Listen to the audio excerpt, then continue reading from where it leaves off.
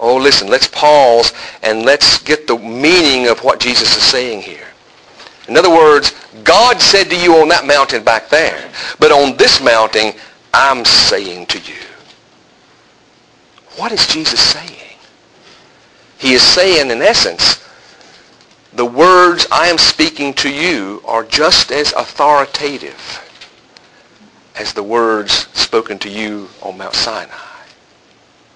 As that was God's word, thus what I am saying to you is God's word.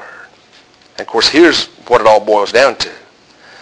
As it was God who spoke to you on Mount Sinai, thus I am he who is speaking to you on this mountain. You hear that?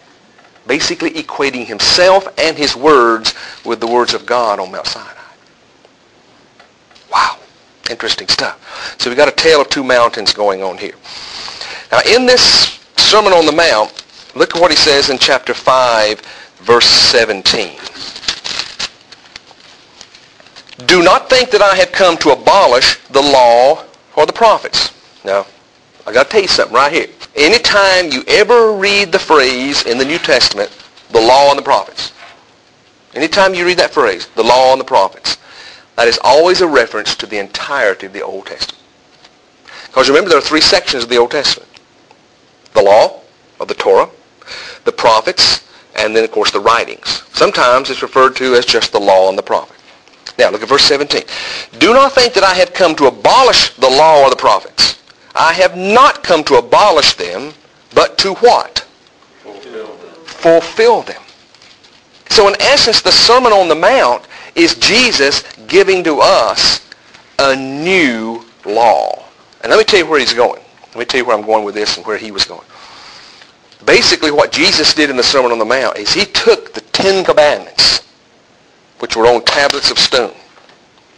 Things that you could say, well, let me see how I'm batting about 700 today. I'm doing pretty good. God, am I doing good? Batting about 700. You know, kind of a checklist, kind of law-keeping. Jesus took the law off of the Ten Commandments, or off of the external stone, and put it on our hearts. You've heard it said, don't kill. And everybody's standing around, that's right. Never done it in my life. Jesus said, but how many of you have hated someone in your heart?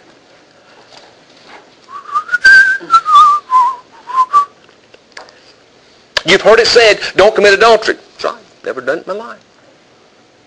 But how many of you have looked at a woman or a man in lust? I'll see y'all later. All of a sudden, the law that I didn't think was applicable to me is external, internal. That's what Jesus did. He took the law to a new level. So Jesus was giving us a new law. But here's what I want to do. Here's what I want to do tonight. Put your thinking caps on with me a moment.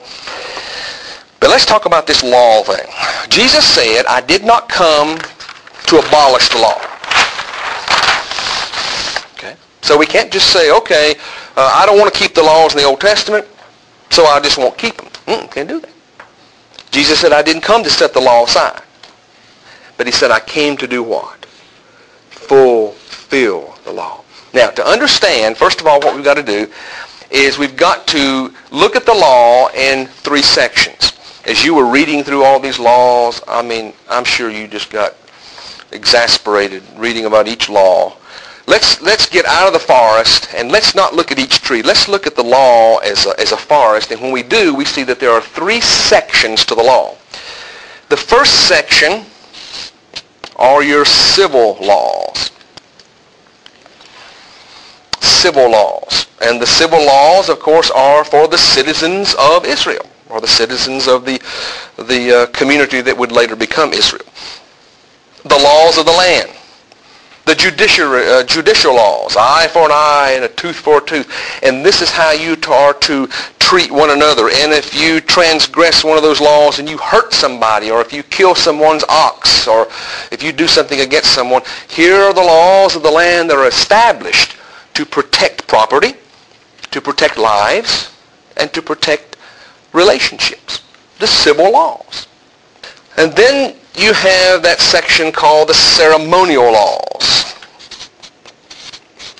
This includes things such as all of those dietary laws. You can eat something if it doesn't chew the cud and have cloven hoofs, you can eat it, or whatever. If it doesn't, all these dietary laws that are all of the hygiene laws. What's considered clean and what's considered unclean. Things you can touch and things you can't touch, and all of that kind of thing.